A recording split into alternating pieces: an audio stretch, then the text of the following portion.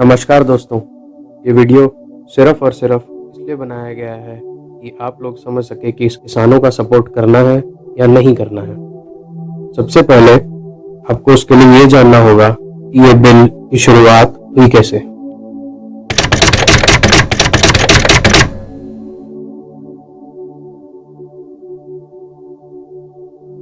कांग्रेस के समय में ही इस बिल की शुरुआत हुई। कांग्रेस ने बहुत बार कहा कि मंडियों को प्राइवेटाइज करना चाहिए। शरद पवार ने भी इसके लिए चिट्ठी लिखकर बोला था, लेकिन अब बीजेपी ऑपोजिशन में थी तो उन्होंने इसका विरोध किया और कभी इसको लागू नहीं होने दिया। और यहाँ तक कि सुषमा जी ने भी बहुत बार काफी इन चीजों का विरोध किया है।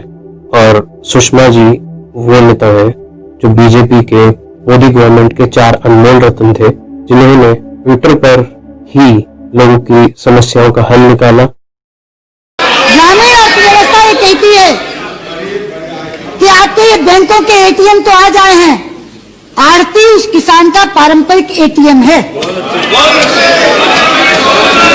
किसान को बेटी की शादी करनी हो, बुआ का भात भरना हो, बहन का छूछक देना हो, बच्चे की पढ़ाई करानी हो, बाप की दवाई करानी हो, सिर पे साफा बांधता है और सीधा मंडी में आरती कर जाकर खड़ा हो जाता है। वो उसे केवल विश्वास पर पैसा देता है क्योंकि उसे मालूम है जब फसल आएगी तो वो बैलगाड़ी में भरकर या भरकर उसके यहाँ आएगा और वो उसे बेचकर अपना पैसा वसूल लेगा।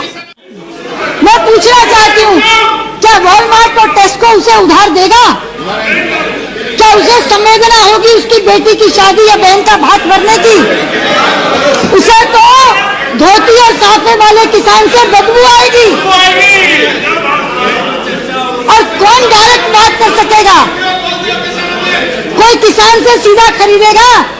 अरे नई एजेंसियां खड़ी होंगी, वो नए बिचौलिए खड़े हो जाएंगे। इसलिए ये कहना कि बिचौलिया को आप समाप्त कर देंगे या मिडलमैन को आप समाप्त कर देंगे, ये बात सिरे से गलत है। क्या हमारे देश में, जो कि एक डेमोक्रेटिक कंट्री है, वहां पर प्रोटेस्ट करना अलाउड नहीं है? क्या जब भी कोई प्रोटेस्ट करता है जो पार्टी पावर में होती है वो उसकी आवाज दबाने का ही काम करेगी? उदाहरण के लिए आप लोग देख सकते हैं कि हरियाणा में किसानों के साथ इतना अत्याचार हुआ, वाटर कैनन की बौछारें उन पे मारी गई इतनी सर्दी में और बैरिकेड लगा दिए गए। और तो और बीजेपी के आईटी सेल ने इनको शुरू से ही खालिस्तानी बनाना शुरू करा था। एक बात बताइए, उस कौम के लोग जिसके गुरु ने अपने 4 बहनों की शहादत दे दी थी इस देश के लिए, वो कौम जो मुगलों के साथ लड़ती रही हम सब के लिए, क्या वो खालिस्तानी बनाएंगे? खालिस्तानी बनाने की डिमांड सिर्फ कनाडा में बैठे लोग ही कर रहे हैं, ना कि ये किसान। इनका मुद्दा सिर्फ फार्म लॉस का है। अब बात करते हैं भारत बंद पर। 2014 से पहले रविशंकर प्रसाद ने बोला था कि भारत बंद होगा। एक बात बताइए, क्या अब बीजेपी ऑपोजिशन में थी तो क्या इस वजह से उनको अलाउड था कि वो भारत बंद कर सके? और आज किसान जब प्रोटेस्ट कर रहे हैं वो खालिस्तानी बन गए। रविशंकर प्रसाद बीजेपी नेता निकल पड़े हैं साइकिल से विरोध प्रदर्शन करने के लिए। हमारा नारा है संसद से सड़क तक, इसलिए मैं आपके साथ सड़क पर हूं। भारत बंद जो देश में अभूतपूर्व समर्थन मिल रहा है। Those in favor will please raise their hands and say aye. Those against will please raise their hands and say no. I think the ayes have it, the ayes have it, the ayes have it. The bill is passed. I shall now put the statutory resolution moved by Shri K. सरकार बोल रही है बिचौलिए निकल जाएंगे। हाँ, बिल्कुल सही बात है, बिचौलिए निकल जाएंगे, आड़ती लोग निकल जाएंगे, किसान के पास सीधा पैसा जाएगा, किसानों की इनकम बढ़ जाएगी। और सरकार कह रही है कि हम इनको ऐसे ऐसे ऑनलाइन जोड़ देंगे, एक पोर्टल होगा, ये वो सब होगा। लेकिन ये बात ऊपर से सुनने में बहुत अच्छी लगती है, लेकिन जब इस बात की गहराई में जाएंगे कि बिल में है क्या क्या, तब आपको असलियत समझेगी। सब बातें सरकार ने बताई हैं, लेकिन सरकार से एक बात पूछना चाहूंगा। आप बोल रहे हैं कि उन्हें गारंटेड प्राइस मिलेगा, मतलब कि प्राइवेट कंपनीज उन्हें गारंटेड प्राइस देंगी। अच्छी बात है, उन्हें गारंटेड प्राइस मिलेगा। और जो बोनस होगा ये सब भी आपने लिखा है पहले से बिल में होगा। लेकिन एक बात बताइए, गारंटेड प्राइस और ये बोनस मिला के एमएसपी के ऊपर होगा क्या? हाँ या ना? तो रही बात, सरकार ने अभी तक इस पे स्टैंड क्लियर नहीं किया है। बिल में कोई गारंटी नहीं है कि तुम्हें एमएसपी मिलेगा या नहीं मिलेगा।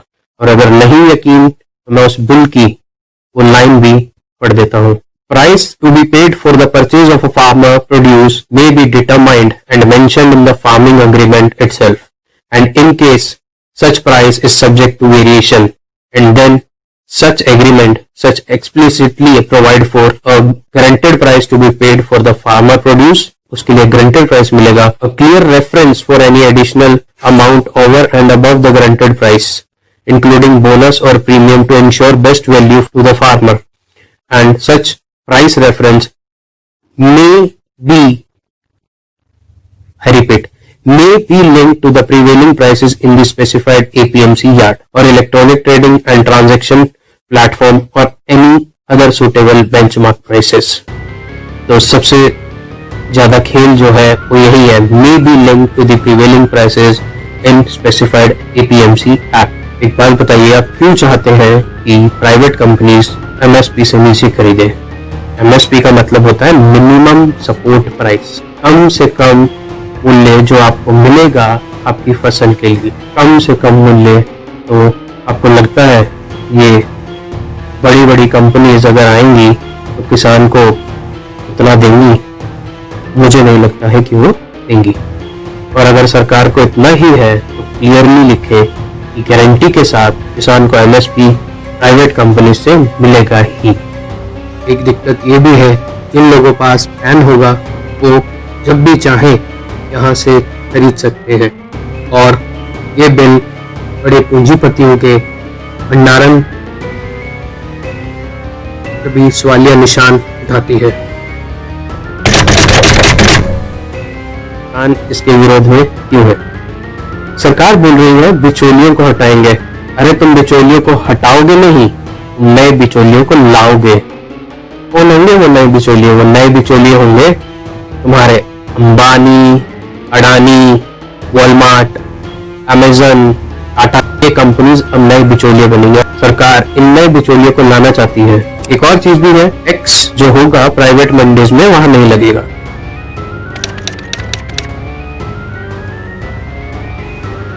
कुछ लोगों को ये दिक्कत है कि कोरोना के वक्त किसानों को प्रोटेस्ट नहीं करनी चाहिए।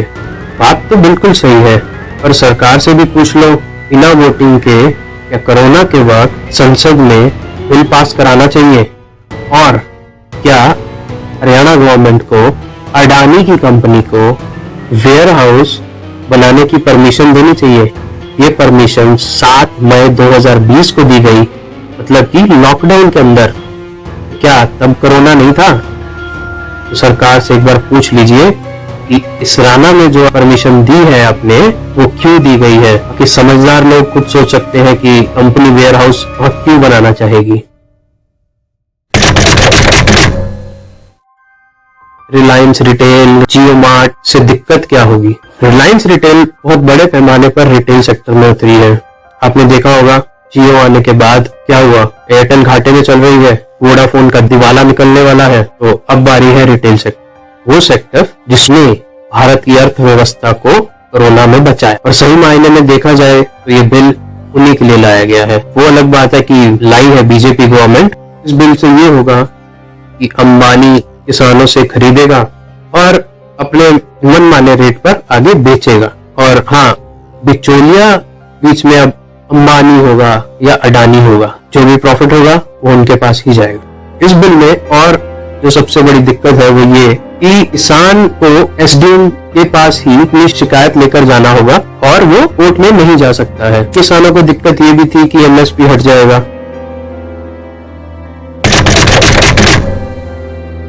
आम जनता को इसमें क्या दिक्कत होगी? आम जनता को एक बात ये समझनी है कि एक बात सोचो, अगर भंडारण होता रहेगा क्या महंगाई नहीं बढ़ेगी? सोच कर देखिए। मतलब कि आप देश के 4 से 5 घरानों को अलाउ कर रहे हैं कि वो भंडारण कर सके और प्राइस ऊपर नीचे अपने हिसाब से कर सके। क्या ये सही है? लेकिन अभी कुछ और मुद्दे भी हैं, जैसे कि एक बात सोचने की है, बहुत सारे लोग इकोनॉमिक्स की दुहाई देते हैं, ये है वो है। इकोनॉमिक्स का सिंपल रूल है डिमांड और सप्लाई, मतलब कि अगर डिमांड कम होगी सप्लाई ज्यादा तो रेट कम, और अगर डिमांड ज्यादा होगी सप्लाई कम होगी तो रेट ज्यादा। अब प्राइवेट कंपनीज ने किसानों से खरीद लिया, बड़ी कंपनीज है, बड़े वेयर हाउस होंगे, वो अच्छे से काफी भंडारण कर सकते हैं। तो जब भंडारण कर लेंगे और सारा पार ही नहीं निकलेगा तो मतलब कि डिमांड ज्यादा सप्लाई कम, तो आप खुद समझदार हैं उस वक्त होगा क्या। तो सरकार को या तो ये भी देखना चाहिए कि इसको कैसे सही किया जाए, क्योंकि मुझे नहीं लगता पॉसिबल। छोटे दुकानदार घर बैठे हैं, कुछ कह रहे हैं हमें क्या, हम चावल खा लेंगे, अगर किसान गेहूं नहीं बीजेगा तो हमारा क्या जाता है, हमें क्यों ही फर्क पड़ रहा है। उनको एक बात बताना चाहूंगा, जियो मार्ट की एंट्री हो रही है, याद रखना ये बात। जियो मार्ट के साथ साथ रिलायंस रिटेल भी है। जब तक रिलायंस रिटेल अपना नेटवर्क पूरे भारत में नहीं फैलाएगा तब तक तुम्हारे थ्रू लोगों को खरीदारी करवा देंगे, मतलब कि सामान उनके प्लेटफॉर्म पर तुम बेचोगे और तुमसे वो कमीशन लेंगे और जो थोड़ा बहुत फायदा होगा वो तुम्हारा। लेकिन जिस दिन जियो मार्ट और रिलायंस रिटेल आ गए इंडिया के हर शहरों में, जो कि बहुत बड़ी पॉसिबिलिटी है क्योंकि इसका अगला वेंचर वही है, तो याद रखना तुम सब घर बैठे होगे और याद कर रहे होगे इस आंदोलन को कि काश हम भी इसका हिस्सा बनते और इस बिल को सरकार को वापस लेने को बोलते। बाकी एक बात आज रोटी खाने से पहले जरूर सोचना कि ये जो तुम खा रहे हो क्या उस अन्नदाता को पूरा मूल्य मिला है या नहीं मिला है। और ये भी सोचना किसी को शौक नहीं है इतनी सर्दी में बाहर सड़क पर सोने का। अगर अब भी नहीं समझ आया हो तो एक रात अपने घर के बाहर सोकर देखो, समझ आ जाएगी कि वे वहां लड़ क्यों रहे हैं।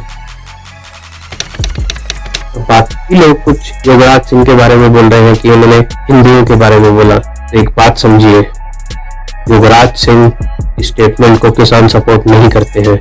उनके लिए हिंदू मुस्लिम सिख ईसाई सब एक है और युवराज सिंह को इसके लिए माफी भी मांगनी पड़ी, और अगर वो ऐसा फिर कुछ बोलेंगे तो उनको फिर मांगनी पड़ेगी। और अगर आपने देखा होगा उसके बाद से युवराज सिंह को वहां से निकाल दिया गया है, वो प्रोटेस्ट का पार्ट नहीं है। और हमारी माताओं को एक बात बोली गई कि वो 100 रुपए लेके आई है। अरे IT सेल वालों, तुम्हें 100 रुपए में रखा गया होगा। पंजाबी 100 रुपए में अपना ईमान नहीं बेचते हैं। और रही बात ये कि कुछ आतंकवादी जो कि असम को भारत से अलग करना चाहते हैं, शर्जिल इस्लाम, उनको छुड़वाने के लिए कुछ किसानों ने इसके लिए डिमांड रखी है। ये बात सच है कि हाँ ये हुआ है, लेकिन सभी किसान इस डिमांड में शामिल नहीं है। ना उन्होंने रिटर्न में ये डिमांड दी है कि इन सब एक्टिविस्ट को छोड़ा जाए। जो देश का गद्दार है वो है, अगर वो कुछ करेंगे उनको भुगतना भी पड़ेगा।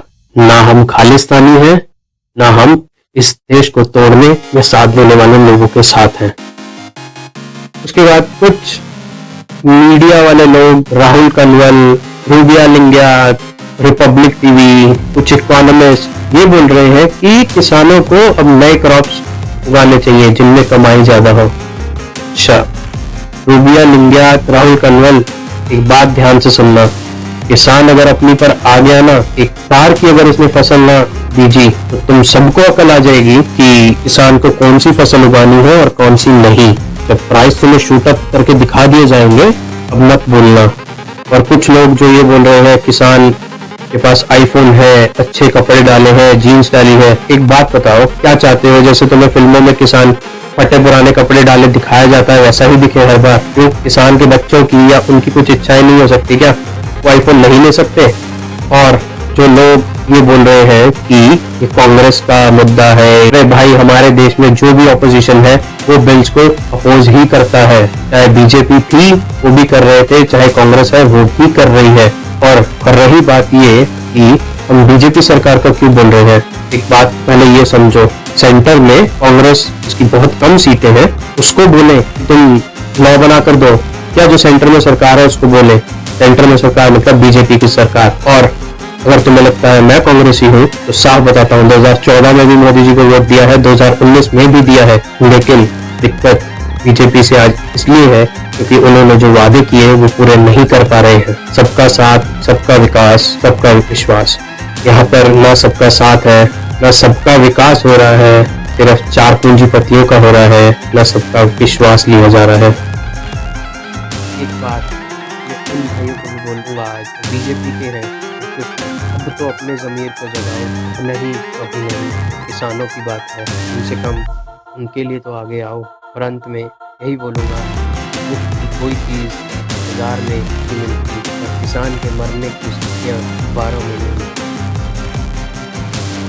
खालिस्तान मुर्दाबाद, खालिस्तान नहीं अखंड भारत चाहिए, खालिस्तान नहीं पुराना पंजाब चाहिए, खालिस्तान नहीं भारत पाकिस्तान।